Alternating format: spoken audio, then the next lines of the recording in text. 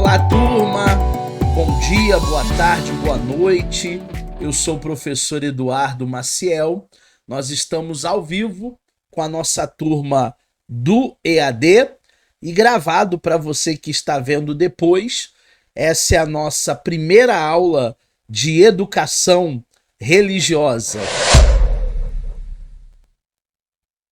E eu espero que você, através dessas aulas, possa crescer na graça e no conhecimento do nosso Senhor e Salvador Jesus Cristo. Já no início dessa aula, eu quero introduzir a matéria. Está lá no seu material didático que você recebeu no grupo de alunos, mas se não recebeu, é só pedir para a gente que nós reenviamos para você. O que é educação religiosa?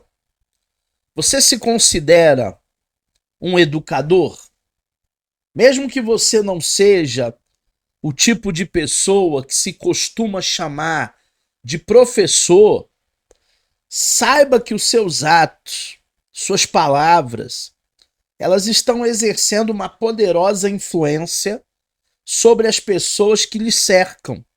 Se você é um pastor, se você é um líder, noutro nível em sua igreja, sua responsabilidade cresce ainda mais. É o caso do pastor João, que está aqui com a gente, é o caso de obreiros, é o caso de diáconos, é o caso de líderes, e mesmo que você não execute nenhuma obra no ministério, por mais que você não seja considerado um professor, nós somos formadores de opinião, nós somos líderes. Nós falamos isso na matéria que tivemos sobre liderança cristã antes do feriado. Nós somos líderes e, como líderes, nós precisamos estar atentos para as pessoas que nos ouvem, porque aquilo que nós ensinamos não é só aquilo que é dito. Eu falo muito isso nas aulas de psicanálise clínica. Aquilo que eu ensino não é só o que é dito, mas muito mais aquilo que não é dito, aquilo que não é falado com palavras, as minhas atitudes, as minhas ações, o meu proceder. Tudo isso é formação, tudo isso é liderança. Ainda que você não seja considerado por título, um professor, as pessoas elas prestam muito atenção naquilo que nós falamos, inclusive na vida cristã. Deus espera que você ensine o seu povo a guardar todas as coisas que Jesus ordenou. A educação religiosa, de forma consciente e organizada, não é um fato moderno, mas por ordem do próprio Deus, esteve presente na vida diária do povo de Israel. Olha que interessante, né? A educação, ela começa lá no Antigo Egito, e o povo, quando ele deixa a escravidão egípcia, quando esse povo se torna livre dessa escravidão, esse povo agora precisava ser educado nos mandamentos de Deus. Eles não sabiam nada sobre Deus, eles não sabiam cultuar, eles não sabiam adorar, eles não sabiam nada de cerimoniais. Por isso que Deus faz o tabernáculo no meio do deserto. O que é o tabernáculo? E vocês que já são do presencial há muito tempo, já tiveram toda essa simbologia do tabernáculo em tipologia bíblica. Aqueles que são do EAD ainda vão ter essa disciplina da tipologia bíblica. O que é o tabernáculo e o que o tabernáculo representa? Representa algo didático, representa a educação religiosa, representa valores espirituais que todo ser humano deve buscar. A gente vive, né, um tempo tão degradado, um tempo tão esquisito para com as coisas de Deus, para com as coisas espirituais.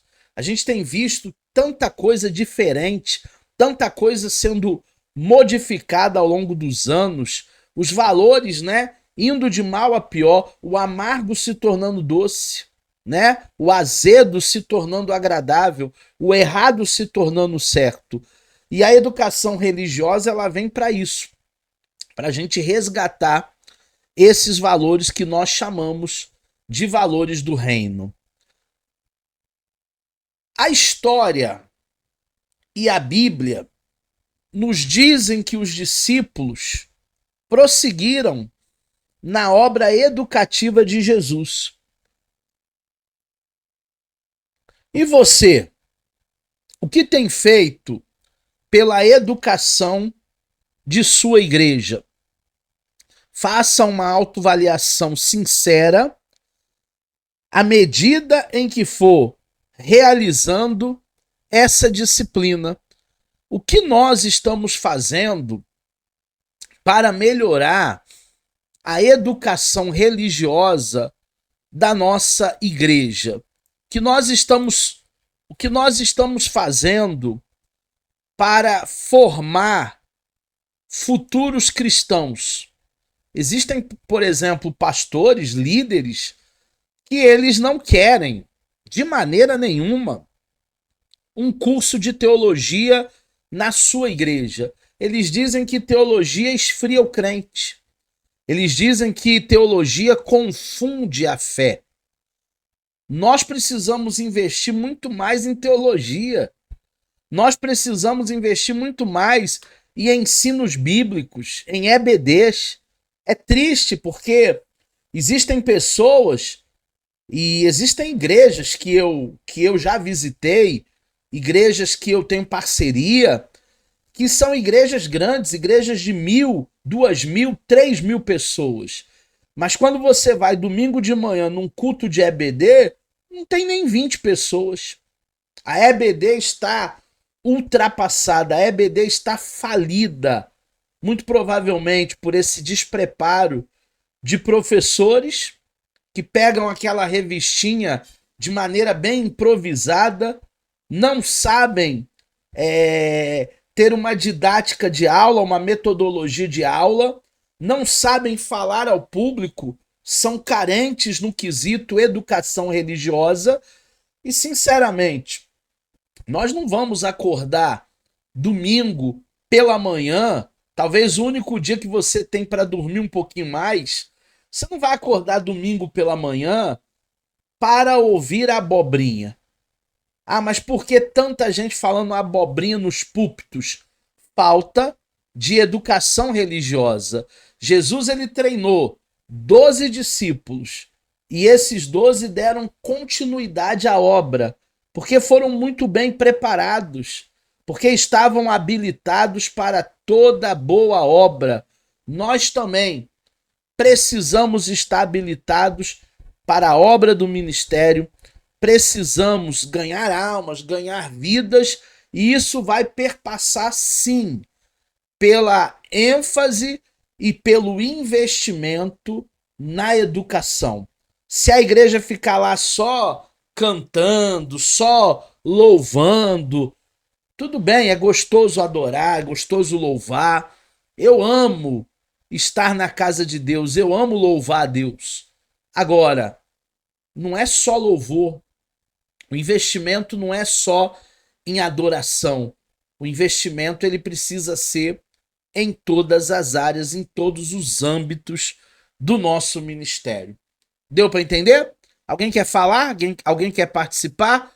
Lembrando que quando você quiser falar, só levantar a mãozinha, tem um ícone aí embaixo, e aí eu te dou a palavra, você abre o seu microfone que está mutado, e aí você pode falar à vontade. Quer falar, Renan? Não? Deixa eu mutar então os microfones aqui para não ter nenhum ruído na nossa aula e depois você pode abrir quando quiser falar. Vamos falar de educação entre os povos primitivos, os primórdios. A educação não é uma atividade circunstrita apenas nos tempos modernos. A história informa que desde a antiguidade, povos conhecidos procuravam uma forma ou outra forma de educar as gerações que vinham, né?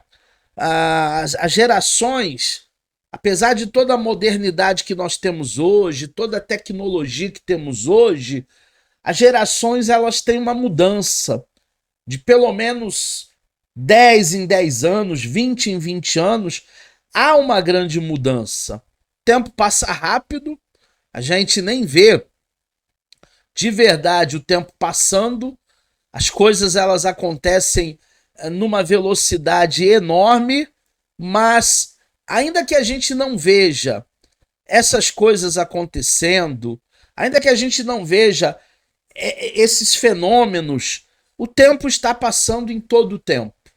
E se o tempo está passando em todo o tempo e novas gerações estão chegando, é preciso sim que essas gerações elas sejam fundamentadas, que essas gerações elas sejam educadas.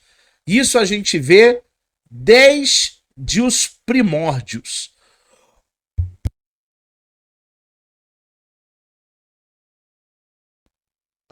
Além dos povos históricos, lá na China, lá no Egito, lá na Índia, lá na Grécia, lá em Roma, que se mantinham instituições e mentes dedicadas à educação, povos, os mais primitivos, se mantinham ocupados com a educação. Então, mesmo a educação nos povos primitivos não sendo institucionalizada, como na Grécia, como no Egito, como em Roma, não havendo uma educação formal como nós conhecemos hoje, nos moldes da nova escola, mesmo assim, povos primitivos, eles se dedicavam para a educação. Esse sistema de educação, ele era desenvolvido com a participação gradual dos jovens nas tarefas familiares e também pelas ações dos sacerdotes, que eram líderes religiosos, mágicos, adivinhos, toda aquela comunidade que havia no reino, né? No reino não só haviam sacerdotes, haviam também mágicos, haviam também adivinhos, haviam também profetas. Todas essas pessoas, elas eram comissionadas para a educação. Então o sistema de educação começa justamente aqui. A educação tem muita influência religiosa desde sempre. Os primeiros mosteiros, os jesuítas que chegaram aqui no Brasil, a Igreja Católica Apostólica Romana, que investe muito em educação. Até hoje, as melhores escolas, como o IESA, como a Santa Mônica, Santa Terezinha, tem um viés católico. A PUC, que é uma faculdade cuidada pela Igreja Católica, uma instituição católica. Então, até hoje, a Igreja Católica Apostólica Romana, o romanismo, tem se dedicado, tem investido bastante em educação. E nós estamos um pouco aquém, né? Nós evangélicos estamos ainda engatinhando no quesito educação. Eu, aqui em São José dos Campos, estou cultuando numa igreja que se chama Igreja da Cidade, É uma igreja aqui de mais ou menos umas 16 mil pessoas, do pastor Carlito Paz. E eu fiquei maravilhado nessa igreja da cidade, que antigamente era PIB de São José dos Campos. Primeira Igreja Batista de São José dos Campos. O que eu fiquei maravilhado é que do lado da igreja tem um prédio, mais ou menos ali de uns 5, 6 andares, aonde é a escola da igreja, dos anos iniciais aos anos finais, então tem ensino fundamental e ensino médio, e também a faculdade da igreja, que tem psicologia, tem teologia, tem direito. É uma igreja de alguém que é visionário. Pastor Carlito Paz é alguém visionário que investe em educação.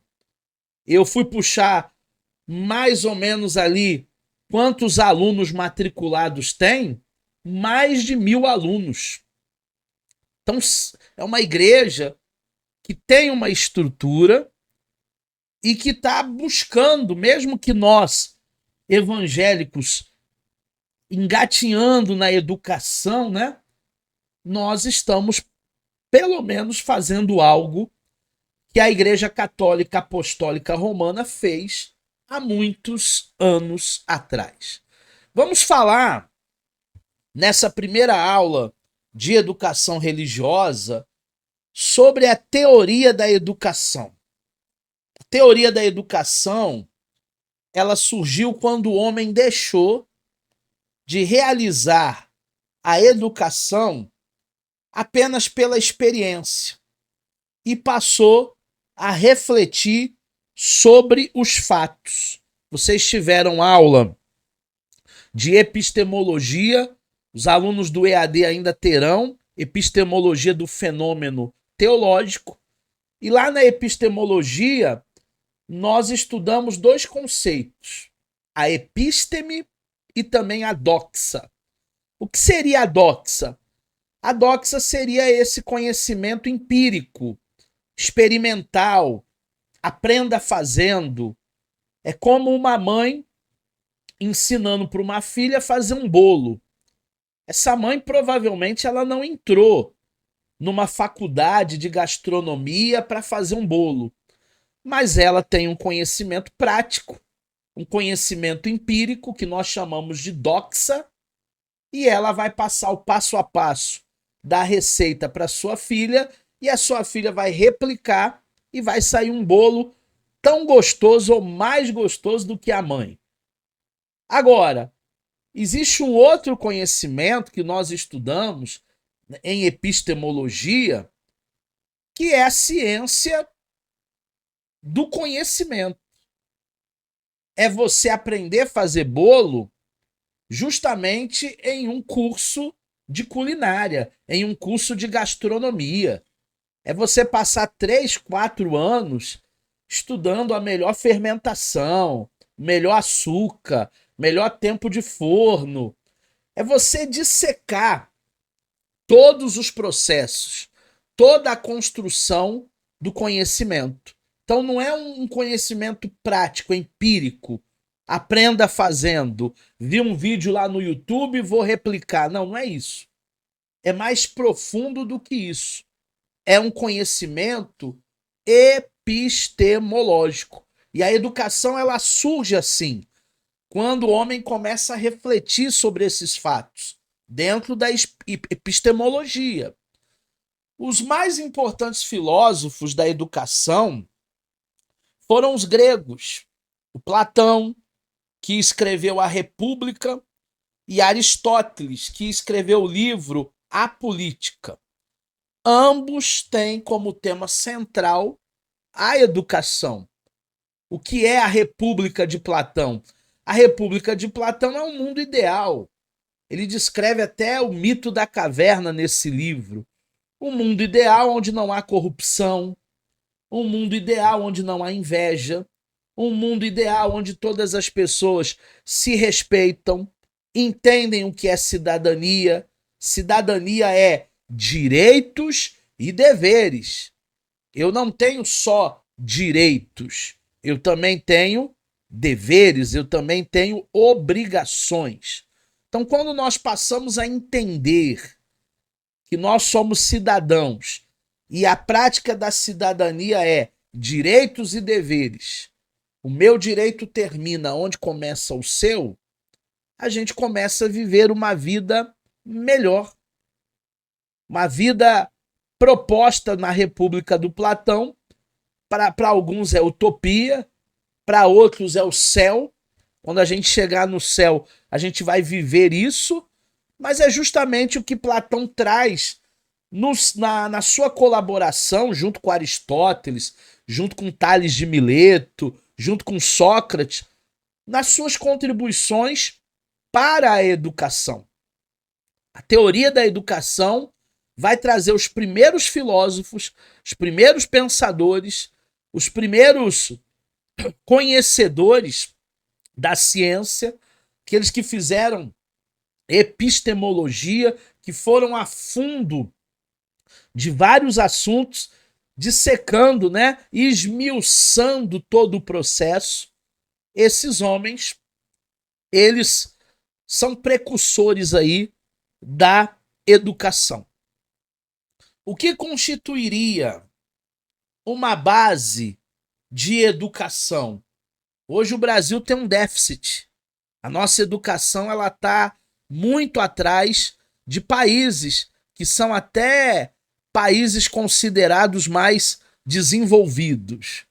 O conceito sobre uma boa educação sofreu contínuas mudanças com o passar do tempo, sem falar na diferença existente entre o ideal da educação de um povo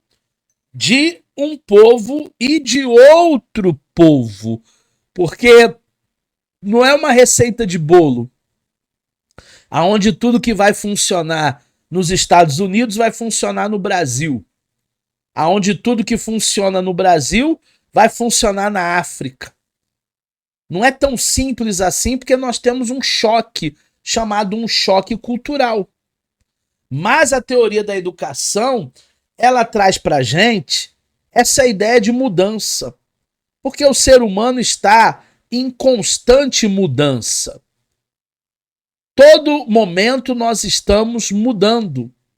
Nós mudamos porque evoluímos, nós mudamos porque crescemos, porque amadurecemos, é a chamada maturação e a maturidade. E eu não sou o mesmo de 7 anos atrás. Hoje eu postei uma foto no Facebook ou no Instagram de 7 anos atrás que eu estava arrumando lá os meus arquivos, as minhas gavetas, as disciplinas de teologia que na época eu estava lecionando. 7 anos passam muito rápido. Parece que foi ontem que eu estava arrumando aquele arquivo. Só que aquele arquivo já teve outras mudanças. Aquele arquivo já teve outras atualizações. Aquele arquivo ali, assim como as mudanças da educação, ele precisa ser atualizado. Gente, alguns anos atrás a gente não tinha internet, não tinha celular, não tinha computador. Hoje você está estudando comigo graças à internet, graças a uma conexão Wi-Fi, graças a um celular, um computador. Você recebe o material, você recebe os slides, a gente não fica sem aula. Semanalmente, eu posso estar até em outra cidade, como é o caso agora, pelo menos uns 400 quilômetros aí de vocês, mas a aula acontece da mesma maneira. São essas mudanças, são essas evoluções que nós, educadores, precisamos estar atentos. Eu até falava com a minha turma sábado de metodologia do ensino. O professor tem que saber fazer um slide. O professor ele tem que saber escrever um texto, elaborar uma prova, um questionário, um trabalho. Ele precisa ter didática. Um professor ele tem que fazer o dever de casa. Não é só chegar aqui de 8 às 9, 9h30 e falar o que vier na cabeça. Não. tem todo um trabalho que é feito de planejamento de aula.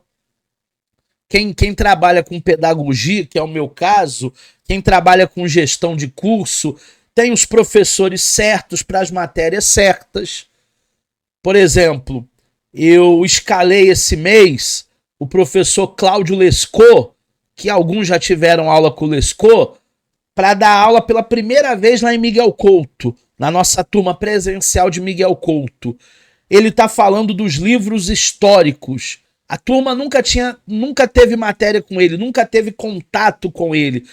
A turma tá maravilhada. Nossa, ele é especialista mesmo em livros históricos, sim, porque tem o professor certo, para a disciplina certa, tem toda uma questão didática, metodológica. Professor, ele não precisa e nem pode ser aquele professor de 1900 e vovó era pequena que a gente jogava giz no aluno. Não. Professor, ele precisa estar atualizado por essas mudanças que existem e vão continuar existindo na educação. Ok? Alguém quer falar? Paulo Malta, Rafael Barradas, Clarinha, Renan, Pastor João Damasco, Samuel, Valcilena. Alguém quer falar? Não? Estão entendendo bem? Estão entendendo bem? Então vamos continuar. A história da educação. Vamos começar pela China, porque a China tem uma educação milenar. Foi um dos primeiros países a possuir uma escola sistemática. Não havia prédios escolares. O governo não provia escolas. Apenas controlava o ensino. Como é que era o ensino? De 3 em 3 anos, era preparado um exame de primeiro grau, que durava um dia. Meses mais tarde, realizava-se um exame de segundo grau. O aluno deveria conhecer toda a obra de Confúcio, que é um dos profetas lá da China. O grau máximo de ensino era o terceiro grau, que era realizado na capital, Pequim, e o aluno recebia o grau de mandarim. Então, mesmo sem ter um prédio, mesmo sem ter uma estrutura, eles estudavam em casa para esses exames e depois, preparados para fazer os exames, faziam as provas. Quando faziam as provas, recebiam lá a titulação de primeiro grau, de segundo grau e até chegar ao terceiro e último grau, que é o grau de mandarim. Então ali começa a sistematização da China no quesito educação. Enquanto o ideal da educação chinesa era a humildade, o indivíduo deveria, ou devia na realidade, conservar a educação recebida e passar para os seus filhos. É um legado. Educação a gente traz de casa. Não é pegar a criança, levar a criança para a escola e dizer para a professora, ó, cuida dele que ele é teu, esse monstrinho. Não. A educação nós levamos de casa. A escola não fornece educação, a escola fornece conhecimento. A educação é herdada pelos pais. O ideal da educação grega, agora já saímos da China, já estamos chegando na Grécia. Era a beleza. Beleza essa do corpo, beleza essa do espírito. Não é só ter um corpo sarado, como os deuses gregos, os deuses do Olimpo, aquele pessoal das Olimpíadas, né? Porque tudo nasce na Grécia. Os Jogos Olímpicos, a estética, muita coisa que nós temos nasce na Grécia. Tem até um filme que eu gosto de comédia. Depois, se vocês quiserem uma dica de um bom filme para ver com a família de comédia, Casamento Grego. Tem o 1, tem o 2 e tem o 3. O mais fraquinho dos três é o último. Mas o 1 e o 2 são bons. E no primeiro e no segundo filme tem um velhinho ali, no Casamento Grego, que ele diz para os netinhos assim, olha, ele é um patriota, né, grego, é uma família grega. Ele diz para os netinhos assim, ó, me diga qualquer palavra, qualquer uma, que eu te direi que essa palavra é grega. A etimologia da palavra vem do grego. E aí os netos tentavam pegar o avô de alguma palavra que não era grega, e ele ia lá no histórico das civilizações, lá nos primórdios, e ele conseguia, de fato, convencer os netos de que tudo era grego. Ele era um nacionalista, né? Mas nós herdamos muita coisa dessa cultura chamada helênica, essa cultura grega, Jogos Olímpicos, estética, tantas outras coisas, teatro grego, sentido cultural, né? O teatro grego também vem para somar ali no sentido de educação, de cultura. O instrumental, ou melhor, a instrução musical consistia no ensino da literatura e da música nacional. O objetivo era desenvolver a lealdade à pátria. Então, o grego tinha muito essa questão nacionalista, que é levantada lá no filme Casamento Grego, essa questão de amar a pátria acima de tudo. Eu acho que nós, brasileiros, perdemos um pouquinho isso. Eu acho que alguns anos atrás o povo brasileiro era mais patriota, era mais verde e amarelo, mais 7 de setembro. Hoje em dia, por vários fatores, inclusive os políticos despreparados que nós temos, hoje em dia isso se perdeu demais, né? A gente não tem muito um espírito nacionalista. Vamos para Roma agora. Já falamos da educação chinesa, passamos pela educação grega, vamos para Roma. A educação romana era inteiramente ministrada em família. O pai ele tinha um poder ilimitado sobre os filhos e o pai era responsável por sua educação moral, cívica e religiosa. Então, quem era o professor? Era o pai. O pai tinha um dever cívico, o pai tinha o dever moral e o pai também tinha o dever religioso de educar os seus filhos. Até porque, se nós formos pessoas reflexivas, quando a gente vê uma criança mal educada, não sei você, né? Pelo menos eu. Quando eu vejo um adolescente mal educado, quando eu vejo uma criança mal educada, eu fico me questionando, cadê o pai? Cadê a mãe? Porque o trabalho de educação foi insuficiente. Trabalho de disciplina, de correção, e toda criança em formação precisa ser corrigida, porque criança não tem superego, criança não tem limites. Para criança, a vida é um parque de diversão. E nós, como pais, nós precisamos dar uma boa base disciplinar para os nossos filhos. Ah, mas eles já estão crescidos, já são adultos. É o meu caso, né? Eu tenho um de 18 e um que vai fazer 22 daqui 2 meses. Mesmo assim, em alguns momentos eu preciso pegar firme eles. Os dois são solteiros, moram comigo. Em alguns momentos eu preciso ser esse pai. Em outros momentos, a minha esposa precisa ser essa mãe, que é uma voz de autoridade. Senão eles se perdem. Senão eles extrapolam. Senão eles vão meter os pés pelas mãos. Lá em Roma, não havia escolas.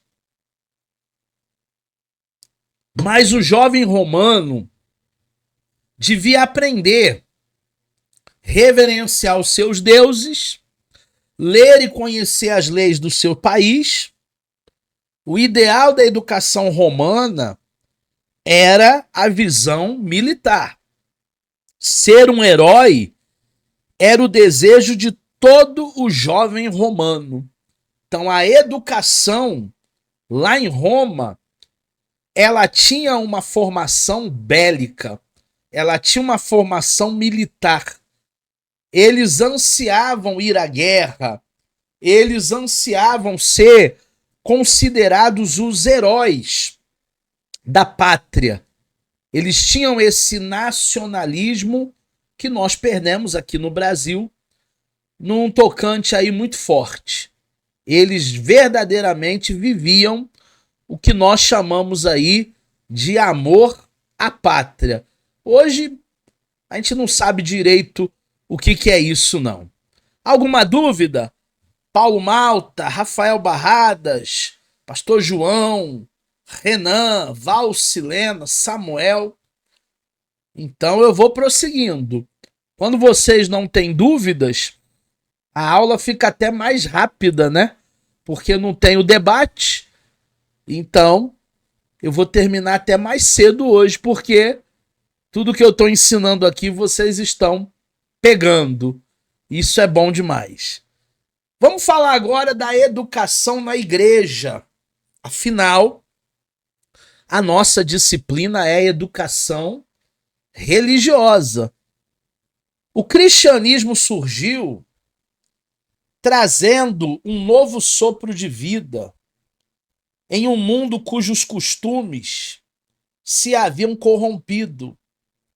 As escolas começaram a surgir ao lado dos conventos, das igrejas. Tá vendo como essa ideia de religião e educação são coisas intrínsecas? Tá vendo como os conventos são construídos e ao lado as escolas? Por um bom tempo, na Idade Média, só os católicos tinham acesso à educação. É chamada a Idade das Trevas por isso, né? Quem não professava nenhuma fé, muito provavelmente não tinha acesso à educação. Quem tinha acesso à educação eram aqueles chamados cristãos. Eram ensinadas, além das doutrinas da igreja e também das escrituras, gramática, dialetos, retórica, geometria, aritmética, música e astronomia. Não é astrologia não, hein? Astrologia é balela. É astronomia. Se ensinava não só a Bíblia, até na própria sinagoga dos judeus, se ensinava aritmética, se ensinava música, inclusive até hoje, na minha opinião, os melhores músicos são aqueles formados nas igrejas. Para mim, os melhores músicos vieram das batistas, das Assembleias de Deus. Até os americanos. Pega Whitney Houston, da igreja. Pega Michael Jackson, da igreja, da religião. Então os melhores músicos vieram porque estudam música, né? Desde cedo, na igreja e também na escola. A gramática, ela consistia no estudo do conteúdo das formas literárias. A dialética reduzia-se à lógica formal, enquanto a retórica compreendia o estudo das regras e dos métodos de composição literária em prosa e verso. A geometria, ela compreendia a atual geografia e a história natural também, o que nós temos hoje aí como botânica. Então, houve uma modernização, algumas cadeiras elas foram sendo desassociadas das outras, algumas matérias ganharam as suas próprias cadeiras. Isso aí foi até bom, né? Foi dividido aí em algumas partes essas matérias, mas num todo a educação e os conceitos são os mesmos. Pode mudar a nomenclatura de uma ou outra disciplina, matemática, geometria, cálculo, mas no final tudo começa lá com os primórdios. Gregos, romanos, egípcios. Os egípcios contribuíram muito com a escrita, com o alfabeto cuneiforme, lá no Egito. E a partir daí, as pessoas elas foram alfabetizadas e hoje nós temos quantos alfabetos, quantos caracteres, né? Se você sai daqui e vai para o Oriente Médio, os caracteres são diferentes. Se você sai daqui e vai para o dialeto grego, os caracteres no grego são diferentes, no hebraico também, as letras são diferentes. Então hoje nós temos uma riqueza no sentido educacional. Hoje nós temos essa riqueza. A aritmética consistia simplesmente de cálculos, aquilo que era prático do dia a dia, e a música não passava de um conjunto de regras sobre as canções sacras, a teoria do som e a relação entre a harmonia e os números. Quando falamos em música sacra, é a música religiosa. Quando falamos da música mundana, é a música profana, a música secular.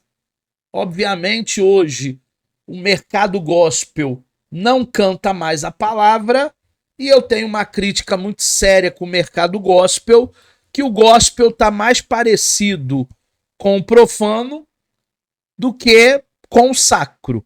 Mas é justamente por essa crise comercial, as gravadoras, e querendo a cada dia mais tornar a música em um produto. Porque na verdade né? A música se tornou um produto e as gravadoras querem lucro, querem dinheiro. O conceito antigo de educação, falando lá antigamente, esperava-se que o filho seguisse a mesma profissão do pai. Então, o pai médico queria que o filho fosse médico. O pai engenheiro desejava que o filho fosse engenheiro.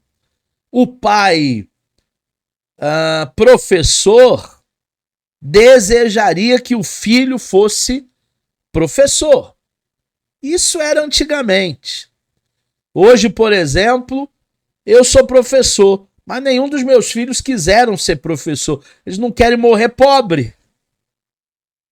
Um quer ser médico, o outro está terminando farmácia. Eles falaram para mim que a área da saúde é uma área que tem muito emprego, tem muito campo, tem muita prosperidade. Então, antigamente não era assim.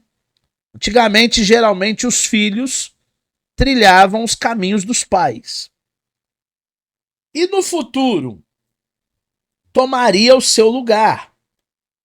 Em consequência disso, a educação era dada pelas famílias e era realizada pelo processo aprenda fazendo, que nós já falamos, é o processo do doxa. O pai médico queria que o filho fosse médico, ainda que o filho não tivesse nenhum dom pela medicina e nenhum amor pelos pacientes que ele vai atender na UBS, na UPA. Ah, porque o meu pai é médico, ele quis que eu estudasse medicina, então eu também serei médico. Não deveria ser assim. Mas, todavia, porém, entretanto, esse é um pensamento antigo.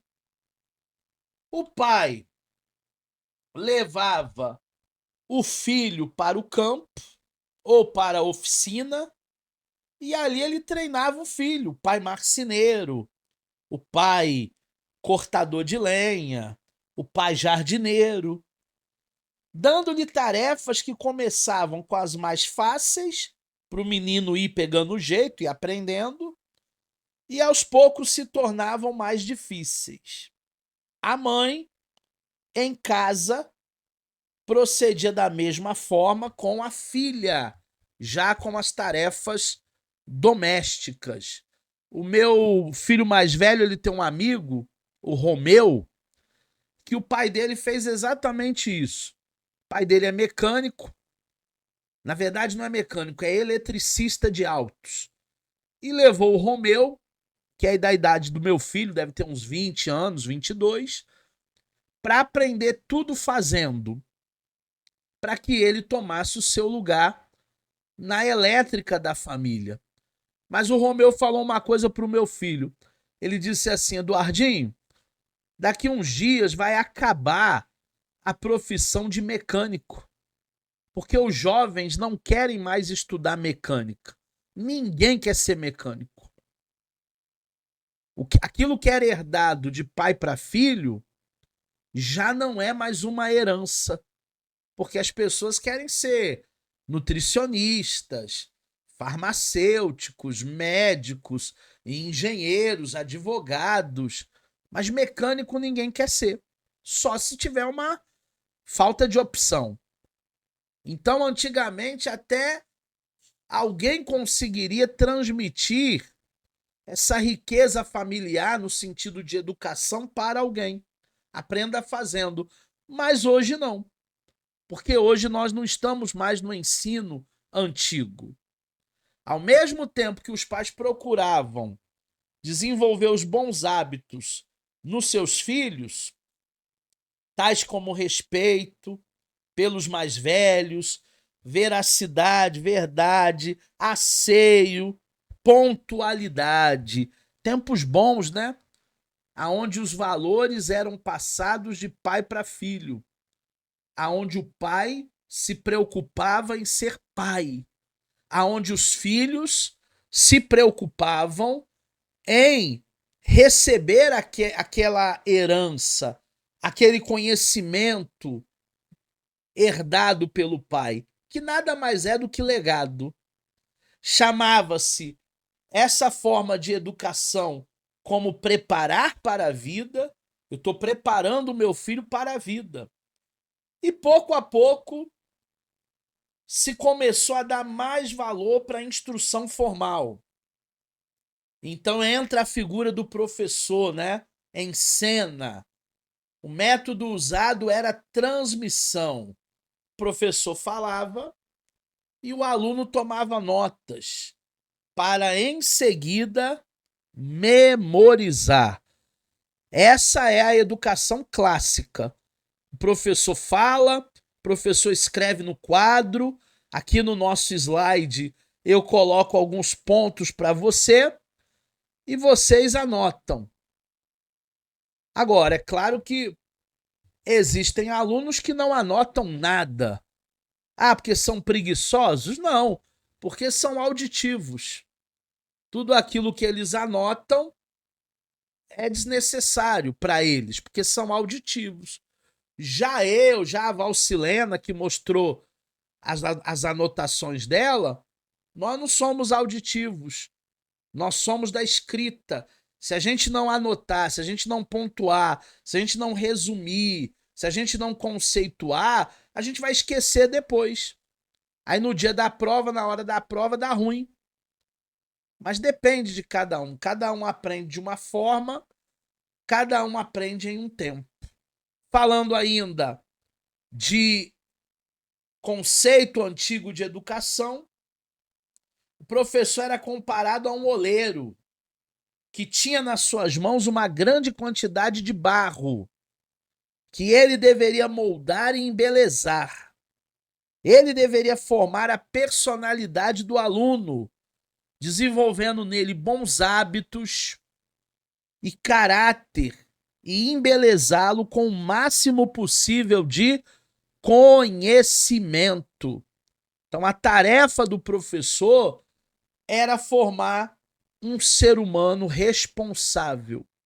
A minha tarefa como educador é procurar trazer para o Samuel a sua melhor versão, trazer para a Valcilena a sua melhor versão, trazer para o pastor João, trazer para o Renan, para o Paulo Malta, para o Barradas, para todo mundo que está assistindo essa aula gravada, trazer para você a sua melhor versão.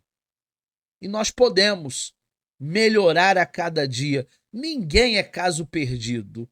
A gente pode melhorar, a gente pode se adaptar a cada dia para que o ensino, a aprendizagem venha a evoluir. Vamos falar agora sobre o conceito atual de educação. A gente já viu a visão antiga, a visão retródota, a visão passada. Agora a gente vai falar de conceitos atuais. A instrução e o treinamento são mais importantes, mas eles não cumprem sozinhos a tarefa de educar. O educador pode melhor ser comparado com uma planta. Como assim? Nenhum lavrador em são juízo tenta colher trigo em seu milharal, porque ele não plantou trigo, ele plantou milho. Antes, ele deseja que a sua plantação, seja a qual for, produza mais e melhores frutos. Existem as ervas daninhas? Existem. Existem as pragas? Existem. Mas existe também algo que é até uma lei bíblica, que é a lei da semeadura. Tudo aquilo que o homem semear, isso também ceifará, colherá. Tem gente, Paulo Malta, que está plantando limão e está querendo colher morangos. Não tem jeito. É impossível. Tem gente, Renan, que está plantando alface e está querendo colher abóbora.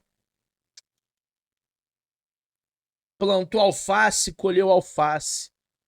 Plantou banana, colheu banana. Plantou amor, colheu amor. Plantou ódio, colheu ódio.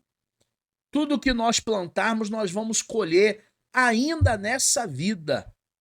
Porque existe uma justiça divina sobre todas as coisas. Então, quando a gente fala de treinamento, quando a gente fala de instrução, é importante para a gente crescer, mas não é tudo. Eu mesmo vou fazer um treinamento agora segunda-feira, 8 horas da manhã. Vou passar 10 horas no treinamento até as 18 horas.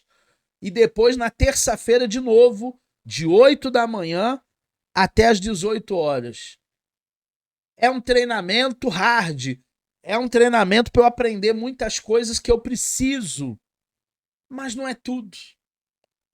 Existem outras coisas, além do treinamento, além da instrução, que tem a ver com valores, propósito, legado. Continuamente sofremos influência de outras pessoas, daquilo que vemos, daquilo que ouvimos e de experiências pelas quais passamos. Por quê? Porque o homem é sugestionado.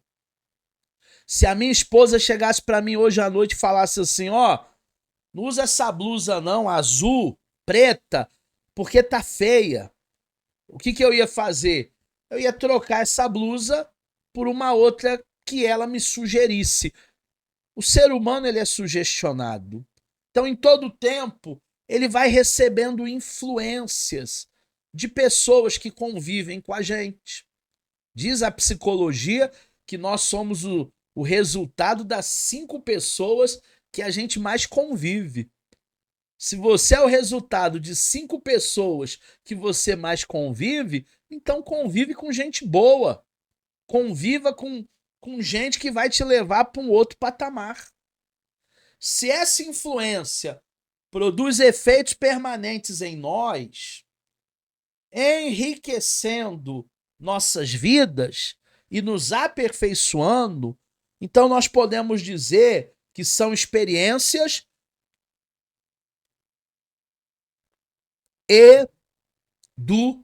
educativas. Essa carga que a gente recebe, essa experiência que a gente recebe, é uma experiência educativa, porque vai trazer coisas boas para o nosso desenvolvimento. Vai trazer um legado, vai trazer um crescimento. Hoje mesmo eu estava conversando com um pastor amigo meu, pastor Rodrigo, e ele dizia, eu me matriculei em 2 cursos que a minha empresa está pedindo.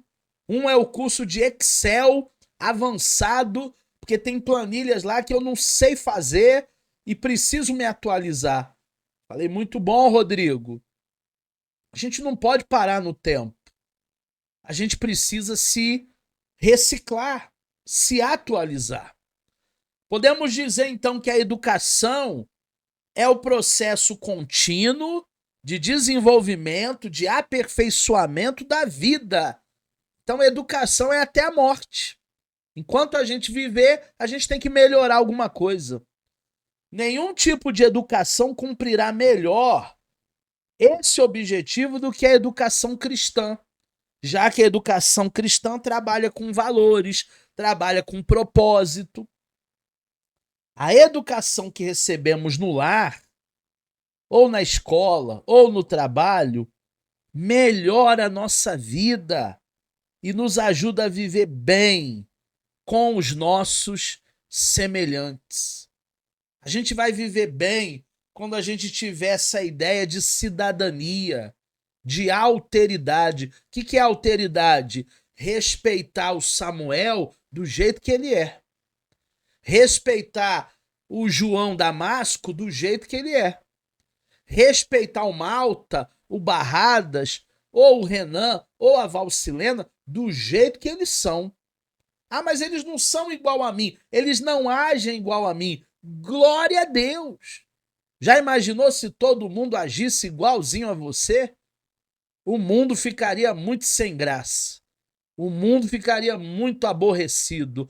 Ainda bem que tem gente que me completa.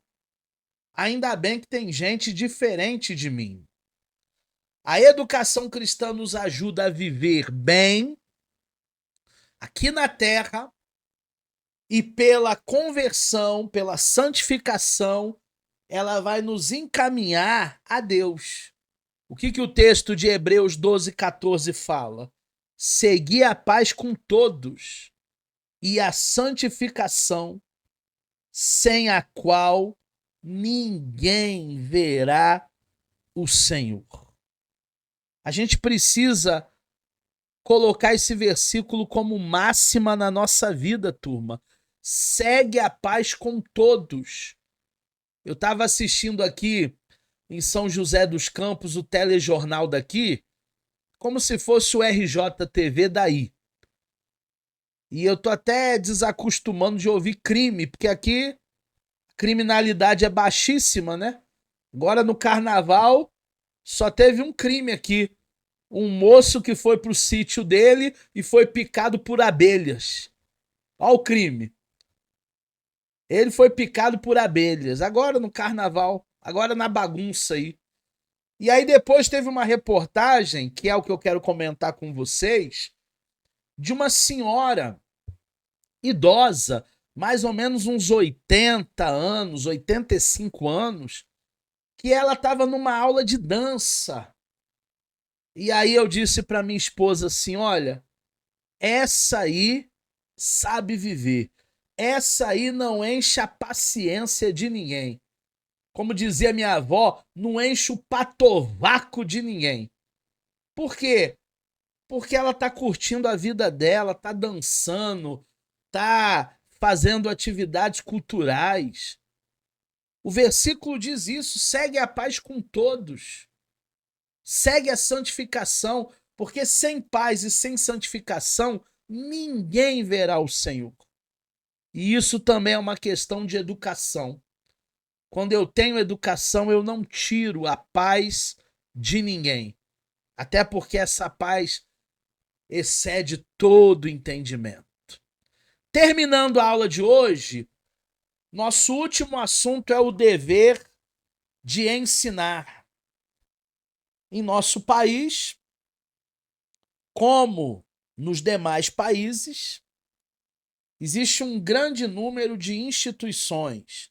São escolas, são colégios, são universidades, são museus, tem biblioteca, que cuidam da educação das novas gerações. Eu sei que as novas gerações querem só ficar no celular, no tablet, no joguinho. Mas a escola, o colégio, a universidade, o museu, a biblioteca vai trazer, de uma forma ou de outra, cultura, educação, vai agregar. Eu já falei com vocês, repito, o governo deveria investir mais em educação. O maior orçamento do governo não deveria ser nem armas, não deveria ser nem saúde. O maior investimento do governo deveria ser educação. Porque se o brasileiro tiver educação, ele vai ter emprego, ele vai ter subsistência, ele vai ter formação, ele vai ter curso técnico. Então tudo perpassa pela educação. Os líderes das nações sabem que o povo precisa receber uma boa educação. Talvez é por isso que o brasileiro e os políticos brasileiros não investem em educação, porque a maioria desses 500 e poucos aí, acho que são 513, esses 513 deputados, eles não voltam. Eles não voltam se, somente se, o povo aprender a votar. Da mesma maneira, os líderes de várias religiões existentes procuram educar os seus fiéis. A alienação não é bom para ninguém, nem na igreja, nem no sistema religioso. O nosso povo tem que ser esclarecido. Nosso povo tem que ter a mente aberta. Chamamos educação religiosa a educação que é ministrada pelas diferentes religiões, inclusive pelo judaísmo e o cristianismo, que são duas das três maiores religiões do mundo. A terceira é o islamismo. Porém, quanto à educação cristã, esta trata única e exclusivamente dos ensinos do cristianismo. Então, quando nós falamos em educação religiosa, o leque é maior. Inclui judaísmo, inclui a educação dos muçulmanos, o islamismo, inclui a educação das outras religiões, o kardecismo, as testemunhas de Jeová, mas educação cristã não. Aí é mais restrito. São os ensinos que acreditam que Jesus é Deus.